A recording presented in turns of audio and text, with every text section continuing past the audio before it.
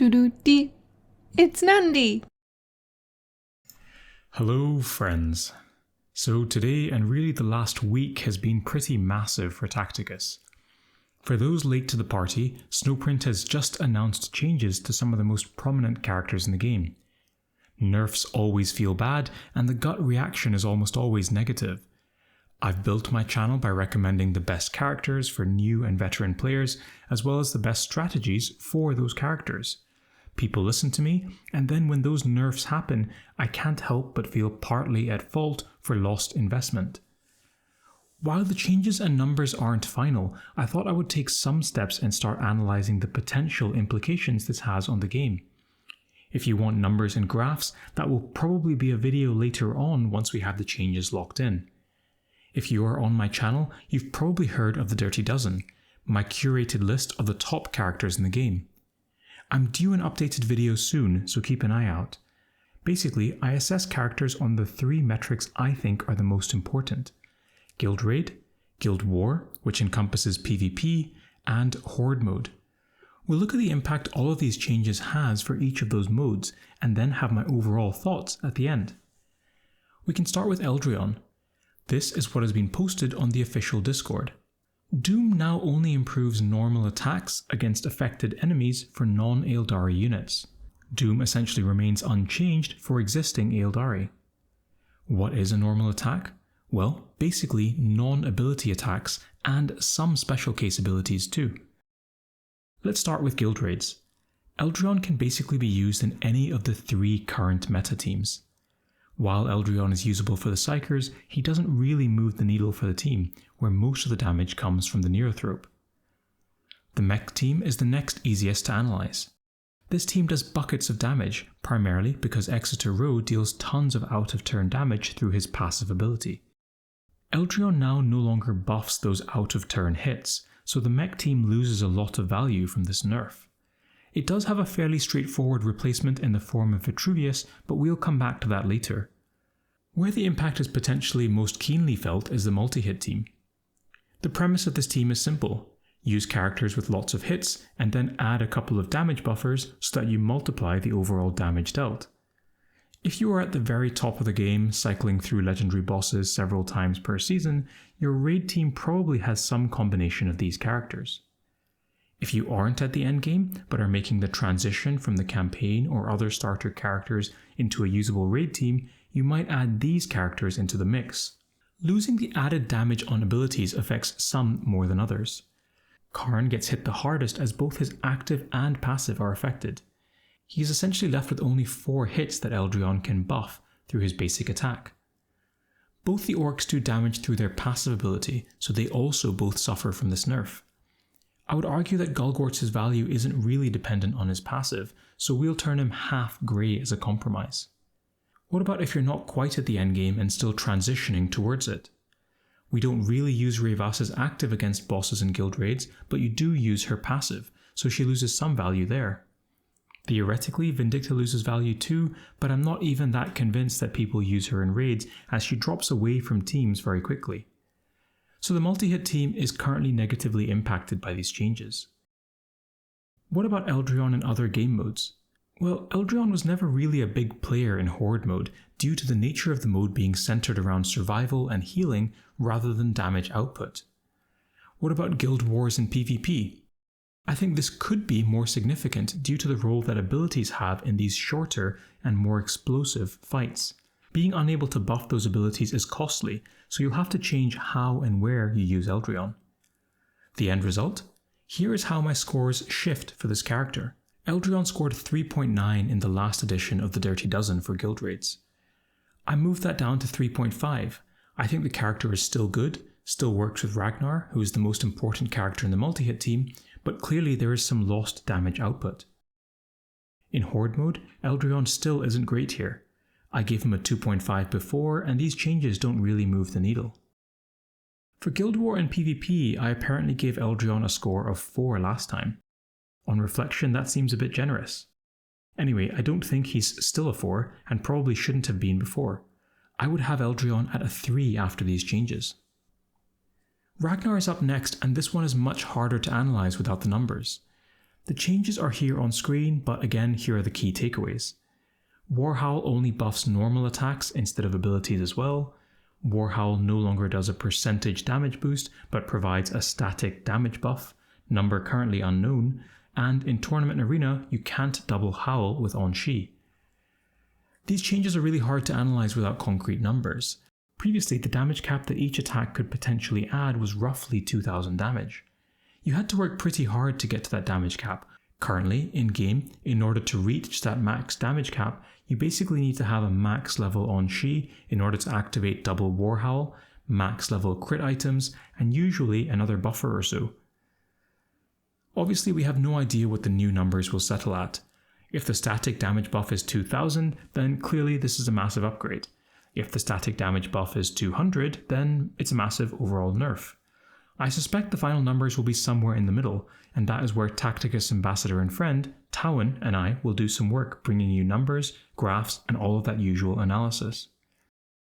At the moment, Ragnar is most useful to middle and end game players, or players who have invested in the right supporting cast and items.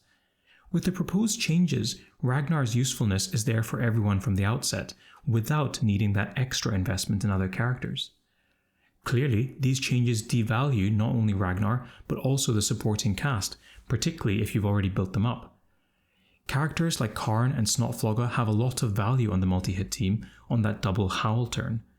The new version of Warhowl doesn't buff abilities, so we see potentially a big drop in damage output here. For the time being, I'm leaving Ragnar's scores unaffected as we can't analyze him without his new numbers. I will put an asterisk next to Guild War because I kind of look at a character's performance in PvP here as well.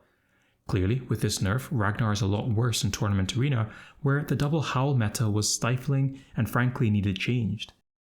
The Vitruvius buff has come out slightly out of left field and makes a character that very few were talking about suddenly very relevant. The notes posted on Discord are on screen. Here are my summary notes. Rad Bombardment now adds suppression and doesn't trigger his passive. Master Annihilator gives a bonus hit to all friendly units that attack the marked target with a damage cap, unless those units do psychic damage. We need to take a little sidestep to understand how the passive works. The intended behavior of Master Annihilator is that it only adds a bonus hit to the base attack, not to any additional attacks or damage profiles. I've confirmed this directly with the Snowprint developers, and this is how things will work after the patch. As an example, what would happen if a target is marked by Vitruvius and then Rose passive triggers? Well, Rose passive does 2 energy attacks normally, and then this gains a bonus 1 hit on those energy attacks due to Vitruvius's passive. If this triggers on the combo turn, where Rose damage is further boosted by the active ability Cord Claw, then it becomes 2 + 1 energy attacks, plus 2 direct hit attacks. Hopefully that makes sense. Let's start with raids. So the obvious spot for Vitruvius is on the mech team as a direct replacement of Eldryon. Obviously the damage cap is pending, but this looks to be a huge buff for a fringe character, and potentially lets the mech team stay as relevant as before. In certain cases where you couldn't bring Eldryon, like against the Avatar of Cain, I think this is a buff for the team. Vitruvius is now effectively unusable with the Psyker team. Vitruvius might be able to hang with a multi-hit team now too, and I've seen some interesting theory crafting and runs with the Orcs, who benefit from bonus hits. There's probably an Orc team hiding out there with all these bonus hits and buffs from their Get Stuck In faction trait, probably in conjunction with Doriad. What about Horde mode? I don't think this really shifts things much there. As mentioned with Eldryon, this mode relies on survivability and healing, and the changes mentioned here don't change Vitruvius' usefulness. We can close up with Guild War, and I think that Vitruvius both loses and gains value. Previously you added 3 bonus hits to a marked target, and that was usually enough to kill it anyway. Now you can theoretically add infinite bonus hits to a single enemy, but for rarity capped characters you generally wouldn't need more than 3 bonus hits anyway. To be honest, the improvement here is that his active suppresses, which is a useful thing to have in Guild War. The trade-off or downside is that it doesn't apply the passive effect to enemies, whereas previously this could be applied to multiple enemies at once. Scores? Take these with a pinch of salt without knowing the final numbers, but this makes Vitruvius a solid 4.5 out of 5, possibly even a 5 once the numbers are known. I would leave him as a 2.5 in Horde mode, and that is because he can repair mechanical units rather than due to the changes mentioned here. In War, he isn't someone I'm excited to bring along for the mode, but I recognise his usefulness. 3 out of 5. I know that a lot of people are upset about these changes, and Tacticus is a very grindy game. Honestly, I don't think that the Eldryon nerfs make him that much worse for the new player. He still adds a lot of damage to teams, and new or middle game players aren't spending loads of badges on abilities anyway. As we spoke about in the Eldryon segment, the main characters that lose value are those orcs at the end game and Karn. The Ragnar nerfs though not only devalue the character himself, but as I spoke about earlier, requires heavy investment in a supporting cast, and these changes also devalue them too. I care about the issue deeply, having recommended characters and strategies as part of my brand, and now my viewers are suffering the consequences of those recommendations. Snowprint have said these changes are necessary for the health of the game, and that's me paraphrasing. I can understand that sentiment even if these nerfs make me really sad as a player. Nothing hurts more than seeing your time and investment lose value. That being said, I'm a doctor in real life who plays games for fun and makes content as a hobby. I don't understand what's necessary to keep a game healthy and ticking along. They will give us some reset stones to lighten the blow somewhat, and I guess that's nice. My true fear though is that the multi-hit team loses some ground on the mech team due to these changes, and the mech team is already so strong. What happens in 12 months if Vitruvius and the mechs take over the game even more? Will they be nerfed too? I suspect so. At the very top of the game, the mechs are the best team against the original Tyranids, Sarek, Mortarion, Rogel Dorn, Screamer Killer, the Avatar. Basically, it's just Magnus, Ghazghkull, and now Belisarius Cawl where they won't shine. The other thing to think about is time. There will be a period of adjustment where the best teams are now found and rediscovered as the meta shifts. While that happens, people will lose guild credits due to slower raid progress, and that hurts overall account growth and progress. I hope Snowprint recognises this and gives us a code or something with some compensation outside of reset stones to soften the blow. Some combination of guild credits, badges, or orbs would go a long way, I think. Anyway, that's all I've got. Not related to this video, but I have hit another milestone for the channel, so enjoy this code for hitting 18,000 subscribers. I will do a numbers-based analysis with graphs and stuff when I can. Bye for now.